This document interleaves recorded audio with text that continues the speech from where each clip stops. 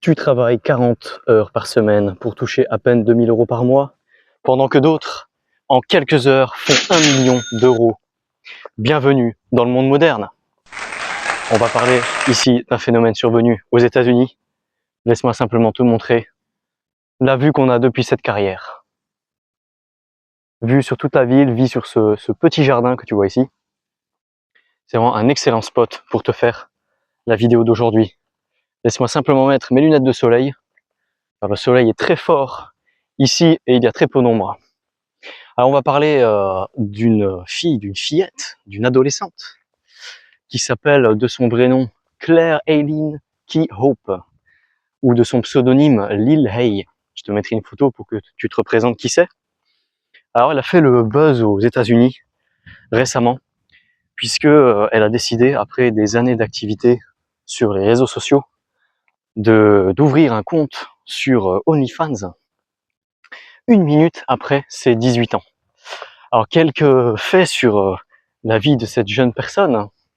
Elle a démarré à 11 ans sur les réseaux sociaux en montrant une image de flex, en montrant des images d'elle avec des montres de luxe, des voitures de luxe, des Lamborghini et une vie de rêve dans des villas haut de gamme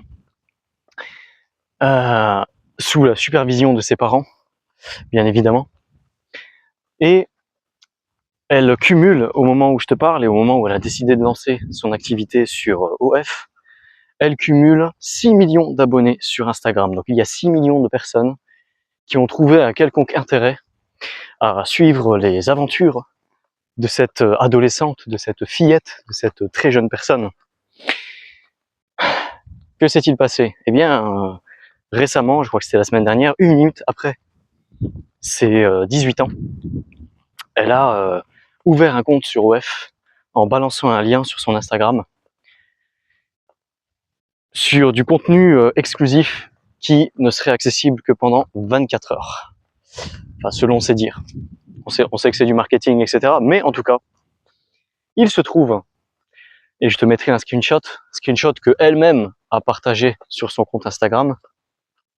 Je te laisse un peu admirer. Regarde-moi ça, le relief et la vue. Waouh!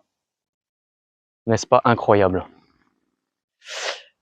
Elle a pu générer en quelques heures, après avoir balancé ce lien vers ce contenu exclusif, 1 million de dollars.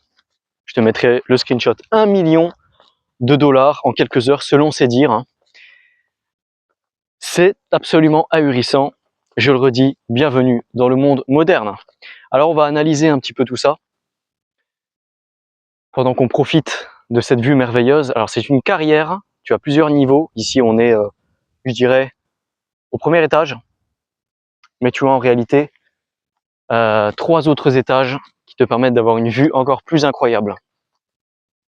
Laisse-moi te montrer de ce côté. Alors, analyse des faits. Moi j'aimerais savoir quel type de société, dans quel type de société on vit lorsqu'une fillette de 18 ans, de 17 ans, n'attend que d'atteindre ses 18, pas celle de Dragon Ball Z, ses 18 ans, pour lancer son compte sur OnlyFans et vendre du contenu, ou a priori, puisque c'est un peu ça le business d'OnlyFans, elle sera dénudée, elle sera en train de faire des choses avec son corps, des choses réservées aux adultes. Quel modèle de société est-ce cela? Il y a le problème de l'influence. Cette fillette va probablement influencer énormément d'autres fillettes qui ont 17 ans à attendre leurs 18 pour ouvrir un compte sur cette plateforme et commencer à montrer leurs oignons au pluriel. Mais pas que leurs oignons, également leurs pastèques, leurs melons, leurs mollets, leurs pieds. Vous savez que le fétichisme des pieds, c'est une niche dans l'érotique qui gagne très bien. Oui, oui, je vous assure. Alors, vers quoi on se dirige, évidemment, face à ce phénomène, vers quoi on se dirige? Autre question que j'ai envie de vous poser, c'est ce que je vais appeler les métiers du vide, hein, les métiers du digital, les métiers qui ne produisent rien de concret, les métiers qui produisent des émotions, qui surfent sur des vagues. Ces métiers-là, quel est le message que l'on envoie à la société lorsque ces métiers gagnent 5, 10, 15, 20, 1000 fois plus que des métiers traditionnels? Quel est le message que l'on envoie à la société? Quel est le message que l'on envoie aux plus jeunes, notamment aux plus jeunes filles dans ce cas, mais également aux jeunes hommes qui vont être tentés de tout simplement check out, de tout simplement abandonner les circuits traditionnels pour s'orienter vers des circuits, ce que j'appelle les circuits du vide, hein, typiquement les circuits de création de contenu dans le digital. Je ne parle pas, je n'implique pas que tout l'internet est un circuit économique vide, ce n'est pas le cas. L'internet, via les possibilités qu'il offre, permet de développer de véritables business, des business qui changent la vie des gens, comme des marketplaces, comme Amazon, comme Google. Ces entreprises-là ont véritablement changé la vie des gens en permettant de réaliser des choses beaucoup plus facilement qu'avant. Des développements comme ChatGPT et les chatbots en général permettent d'effectuer des recherches, de trouver de l'information de manière beaucoup plus rapide et efficace qu'avant. Mais les métiers de création de contenu, les métiers qui surfent sur la misère affective, la misère sexuelle, notamment des jeunes hommes, mais aussi des hommes un peu plus âgés. Il faut savoir que le public en général qui achète du contenu sur OnlyFans de ces modèles sont très souvent des hommes un petit peu âgés, qui peuvent avoir la quarantaine, qui peuvent parfois être mariés avec des enfants. Et ils payent en fait pour un petit peu s'extraire de cette routine et pour avoir l'illusion, le shoot de dopamine qu'ils ont accès à des filles plus jeunes, à des filles plus fraîches, entre guillemets, même si ça tourne un petit peu au malsain lorsqu'il s'agit de filles qui ont atteint 18 ans tout récemment. Et ici, dans notre cas, on pousse vraiment, on est à l'extrême. On attend que une fille ait 18 ans et une minute après, on saute sur son contenu, on saute sur sa nudité. Moi, ce que je me demande, c'est où sont les papas? Où sont les papas? Où est le papa de cette fille? Qu'est-ce qu'il a fait? Qu'est-ce qu'il a foutu? Si ma fille faisait ça, je me dirais vraiment que j'ai totalement loupé une grosse part de son éducation. La question, ou plutôt la remarque suivante que j'avais, et je vous mettrai également le screenshot, c'est une étude ou plutôt une comparaison statistique de Statista, l'institut statistique européen, me semble-t-il, qui a demandé à des jeunes en 2019 de plusieurs pays, 3 en l'occurrence, dans l'étude que je vais vous montrer à l'écran, qu'est-ce que vous voulez faire plus tard? Et ils ont demandé cette question à travers les jeunes de 3 pays, les USA, le Royaume-Uni et la Chine. Alors vous avez des réponses assez incroyables, puisque les jeunes américains et les jeunes britanniques, comme vous le voyez sur le graphique, en majorité, veulent devenir vlogueurs ou youtubeurs. C'est la réponse qui revient le plus souvent. C'est donc ce modèle-là qu'ils considèrent comme la réussite. La réussite sociale, la réussite financière, la réussite symbolique, matérielle, tout ce que vous voulez. Ensuite seulement, vient le métier, alors je vais citer de tête, je sais qu'astronaute c'est le dernier, et il y avait musicien et ingénieur, me semble-t-il. Vous verrez à l'écran. Je laisserai suffisamment de temps pour que vous puissiez lire tout en m'écoutant.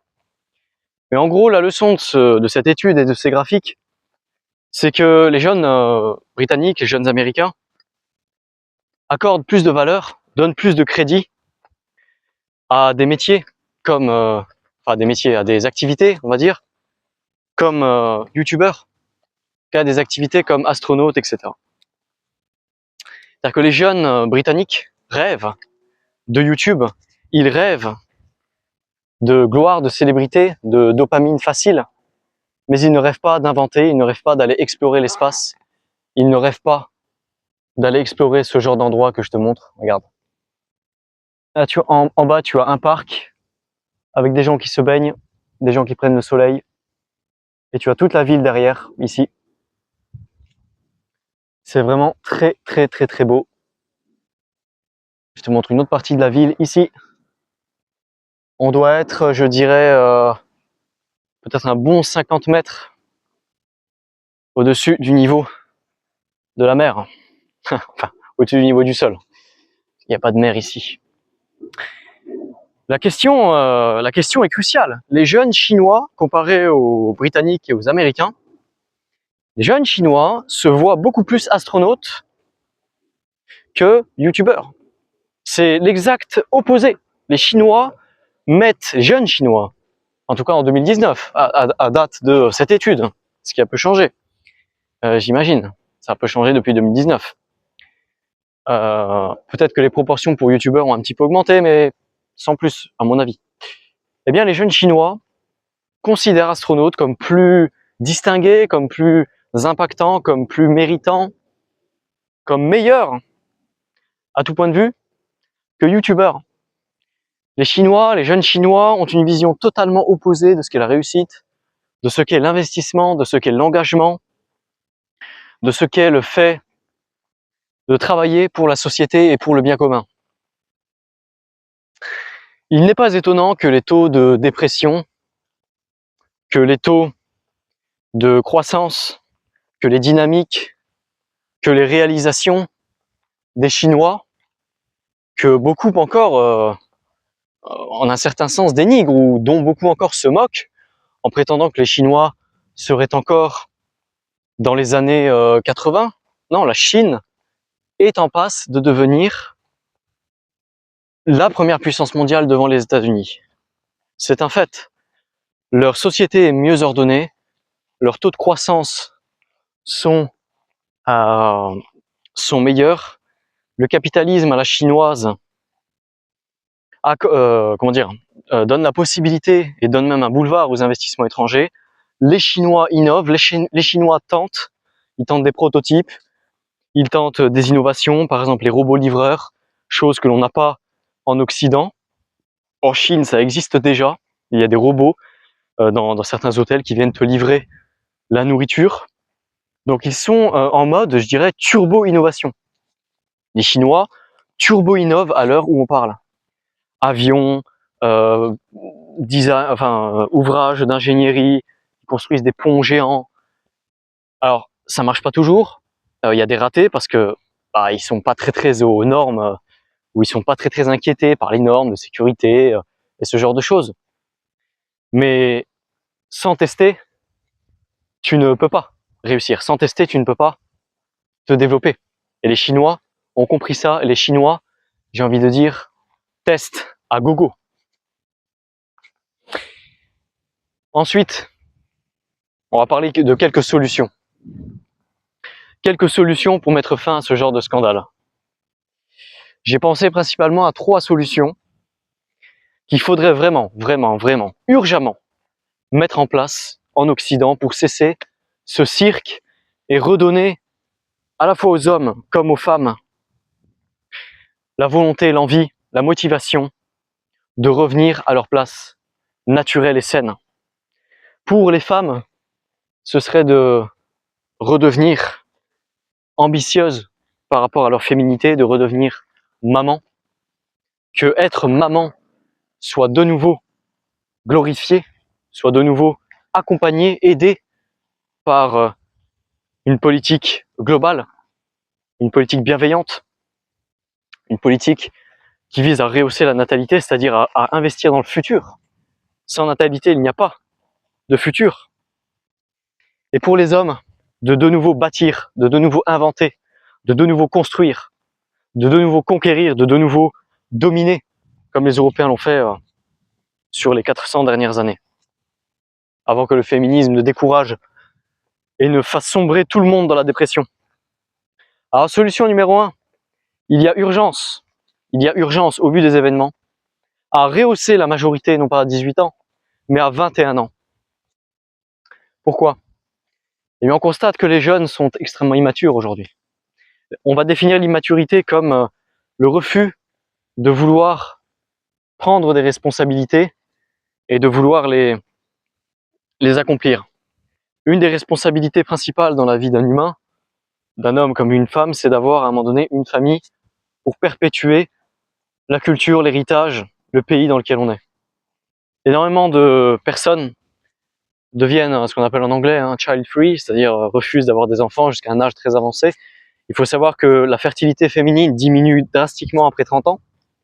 Donc plus il y a de femmes qui décident de repousser la première naissance ou les éventuelles plusieurs naissances qu'elles pourraient mettre en place à 25 ans ou entre 25 et 30 ans, plus elles se condamnent à une certaine infertilité et elles feront au maximum un enfant par femme, ce qui ouvre la voie à la dépopulation, ce qui ouvre la voie à l'immigration de masse, une immigration de masse de gens en général peu qualifiés, et même quand ce sont des gens qualifiés, ils arrivent tellement en masse que évidemment l'assimilation est impossible, comme on le constate en France. Il faut vraiment être un alchimiste pour croire que l'assimilation est possible. Je considère que les assimilationnistes, en tout cas ceux qui parlent de masse, sont comme les alchimistes du 19e siècle. Un alchimiste, c'est quelqu'un qui croit que on peut transformer le plomb en or et qu'il y a une espèce de formule pour obtenir un composé à partir d'un composé tout autre. C'est ça l'alchimie. Il faut savoir que Isaac Newton lui-même était un alchimiste. C'était une croyance qui était très répandue à l'époque. Et bien de la même manière, il y a aussi des croyances et des mythes en politique. Et une de ces croyances, un de ces mythes, c'est celui de l'assimilation, celui de faire croire que l'on peut importer des millions d'individus et les faire devenir comme la population autochtone. C'est évidemment, ça consiste en fait à transformer presque, si vous voulez, les gens physiquement, génétiquement, on les transforme comme ça par magie en fait, par magie, et on les fait devenir des locaux. J'ajouterais qu'ils ne doivent pas devenir des locaux puisqu'ils sont d'un autre pays et il y a suffisamment de place sur Terre pour qu'ils appartiennent à cet autre pays, tant qu'ils ne viennent pas troubler l'identité européenne. Et pour refaire de l'identité européenne, il faut avant tout que les hommes et les femmes de nouveau se rencontrent. Et ce n'est pas avec ce genre d'influenceurs, d'influenceuses ou de modèles OnlyFans qu'on va parvenir à redonner aux hommes et aux femmes l'envie de faire des familles. Aux hommes, l'envie de se dépasser, l'envie de conquérir, l'envie d'inventer, et aux femmes, l'envie de materner, l'envie d'avoir un foyer stable, un foyer nombreux, un foyer heureux. Donc la première solution que j'avais, j'ai un peu digressé, c'est pas grave. La première solution, c'est rehausser l'âge de la majorité. On voit que les jeunes sont de plus en plus immatures. Et comme réaction à cet événement, eh bien, il faut rehausser l'âge de la majorité. On ne peut plus aujourd'hui, ça n'est plus possible.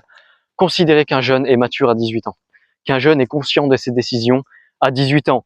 On est dans une configuration, à cause probablement aussi des perturbateurs endocriniens, mais à cause du digital, à cause de une espèce de facilité de la vie moderne, les jeunes sont confrontés à la dureté de moins en moins fréquemment et de moins en moins intensément. Ils sont donc moins responsables.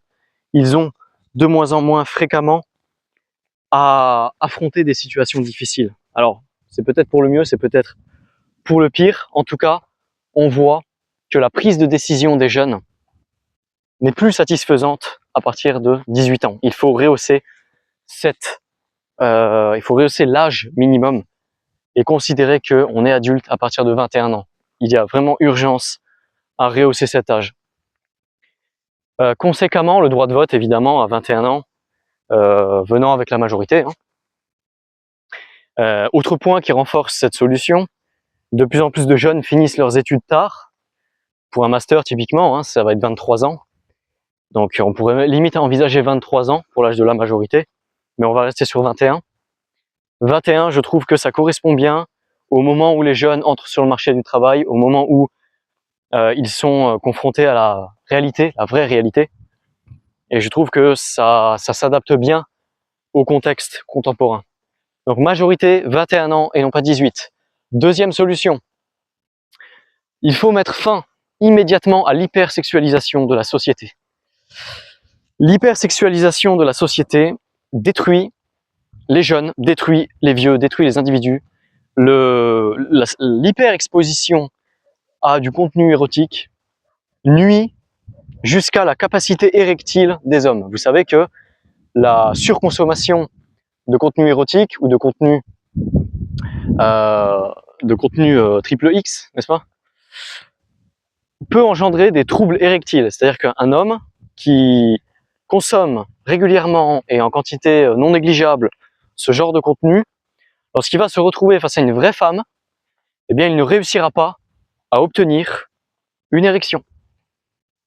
Donc c'est évidemment extrêmement grave, et tout ça vient de la surexposition, de la surstimulation, de la sur-insensibilisation à la nudité, au corps de l'autre, à la femme de manière générale, si on parle des hommes, mais ça peut être aussi aux hommes pour la femme. Mais bon, c'est pour la femme, étant donné que la femme reçoit, elle a moins, on va dire, de difficultés à s'engager dans un rapport. Et puis les femmes en Occident n'ont pas besoin de consommer ces contenus, puisqu'il leur suffit de se montrer un petit peu et de se montrer ouverte vis-à-vis d'un homme pour obtenir un date, pour obtenir un rapport. Donc c'est beaucoup moins difficile pour les femmes. Mais pour les hommes qui ne peuvent pas obtenir souvent et en fréquence régulière et satisfaisante ces rapports, eh bien les hommes se réfugient dans le virtuel.